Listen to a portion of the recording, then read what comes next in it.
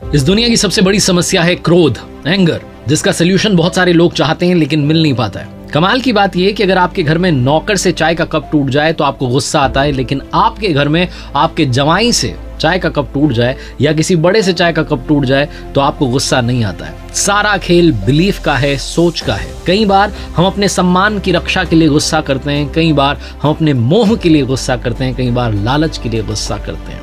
क्रोध एक ऐसी बीमारी है जिसमें सबसे पहले नुकसान होता है तो सिर्फ आपका होता है। क्रोध इस तरीके से है कि अगर आपके घर में सूखी घास भरी हो और आप उसी घर में माचिस की तीली लगाएं, सबसे पहले आपका घर जलेगा, उसके बाद पड़ोसी का घर जलेगा। ये जो एंगर है, इसको कैसे मैनेज किया जा सकता है, किस तरीके से इसको सही इस्तेमाल करके लाइफ में आगे बढ़ा जा सकता है, क्योंकि ये रहने तो वाला है।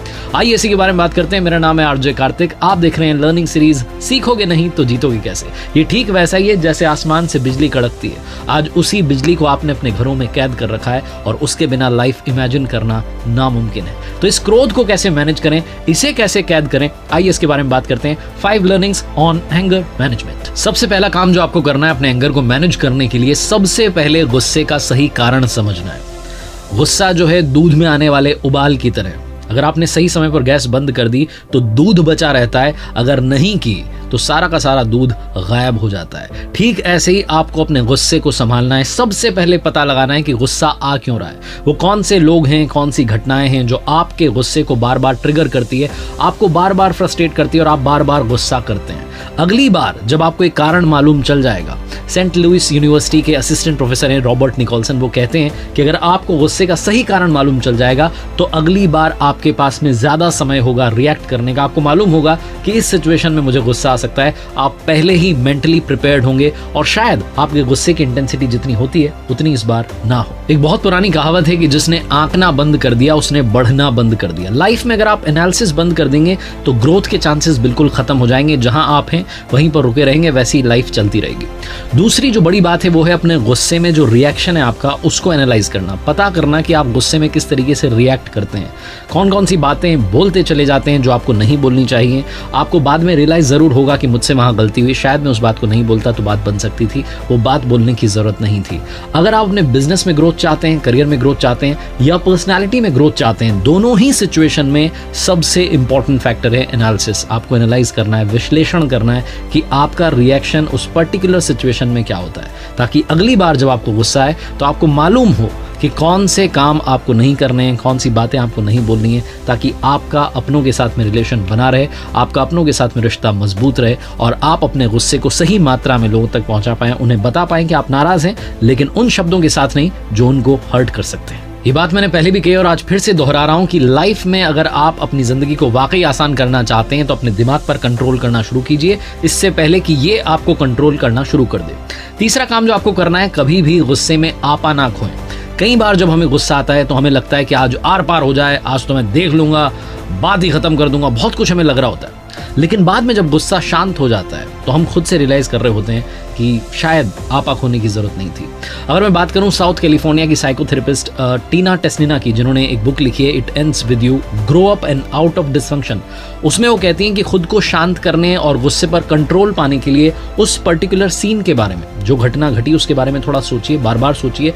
हर बार आपको एक नया रिएक्शन मिलेगा, हर बार आपको मालूम चलेगा कि उस पर्टिकुलर सिचुएशन में कुछ और रिएक्शन हो सकता था, किसी और तरीके से मैं डील कर सकता था, कर सकती थी, लेकिन मैंने गलती कर दी। तो कभी भी जब भी आपको गुस्सा आ रहा है इस बात का ख्याल रखिए कि आप अपना आपा ना खोएं। बहुत सारे लोगों का कहना है कि उन्हें लाइफ में ज्यादा गुस्सा नहीं आता है, लेकिन अगर आप नोटिस करेंगे तो आपके दिन भर में कहीं ना कहीं 2-4 पल ऐसे आते हैं जब आप फ्रस्ट्रेट हो जाते हैं, थोड़ा सा गुस्सा करने लगते हैं। कई बार जब आपकी गाड़ी ट्रैफिक सिग्नल पर अटकी होती है, ट्रैफिक जाम में आप अटके होते हैं, तब भी आपका गुस्सा बढ़ता चला जाता है। ऐसी सिचुएशन में रेडियो पर एक प्यारा सा गाना सुनना शुरू कीजिए, अपनी पसंद का कोई गाना सुनिए, आपको बहुत अच्छा लगेगा। एक काम जो आप कर सकते हैं, नंबर 4 पॉइंट यही है कि आप टहलने के लिए निकल जाइए। कभी ऐसी सिचुएशन में घर में कोई तनाव की बात हो गई, कोई स्ट्रेस वाली बात हो गई, बाहर निकल जाइए, 5, 10, 15 मिनट घूम के आइए, अकेले समय बिताइए। आई एम श्योर जब आप वापस आएंगे तो एक बदले हुए रूप में होंगे, आपके मन में एक शांति होगी जो उस सिचुएशन का बहुत बेहतर सोल्यूशन दे सकती है। लेकिन हम क्या करते हैं, हम वहीं रुके रहते हैं, जवाब देने की कोशिश करते हैं, आपा खो देते हैं और सिचुएशन जितनी खराब हो सकती है उसे उतनी खराब करते चले जाते हैं। तो लाइफ में अगर कभी ऐसा हो रहा है तो एक काम कीजिए, गुस्से वाली सिचुएशन को अवॉइड कीजिए, वहाँ से हट जाइए, घूमने के लिए जाइए, छत पर निकल जाइए, बालकनी में पहुँच जाइए, लेकिन अकेले समय बिताइए, आपको बहुत ज़्यादा फायदा देगा। और आखिरी सबसे इंपॉर्टेंट पॉइंट है, सेल्फ कंट्रोल सीखिए। खुद पर नियंत्रण करना शुरू कीजिए, सीखना शुरू कीजिए। अगर आपको बहुत ज़्यादा गुस्सा आता है, आपको लग रहा है कि इन दिनों ज़्यादा ही फ्रस्ट्रेट हो रहे हैं आप, बात में आपको गुस्सा आने लगा है, आपका खुद पर कंट्रोल नहीं रहा है, तो अपने माइंड में एक बड़े से बोर्ड पर लिखिए स्टॉप। ऐसा बोर्ड सोचिए, इमेजिन कीजिए, उस पर लिख लीजिए स्टॉप। वो भी नहीं कर सकते तो और आसान तरीका है, अपने हाथ में रबर बैंड पहन सकते हैं जिस पर स्टॉप लिखा हो। वो भी नहीं कर सकते तो अपने मोबाइल में वॉलपेपर लगा सकते हैं, उस पर लिख सकते हैं स्टॉप वाला जो वॉलपेपर है वो लगा सकते हैं, ताकि आपको बार बार रिमाइंड होता रहे कि गुस्से की लिमिट पार नहीं करनी। क्योंकि लाइफ में सबसे बेहतर सोल्यूशन हमारे पास ही होता है। हम दुनिया के पास जा रहे होते हैं पूछने के लिए कि मुझे बहुत गुस्सा आता है, क्या करूं। आप खुद पर नियंत्रण करना सीख सकते हैं, सेल्फ कंट्रोल करना सीख सकते हैं। उसके लिए बहुत आसान तरीके हैं।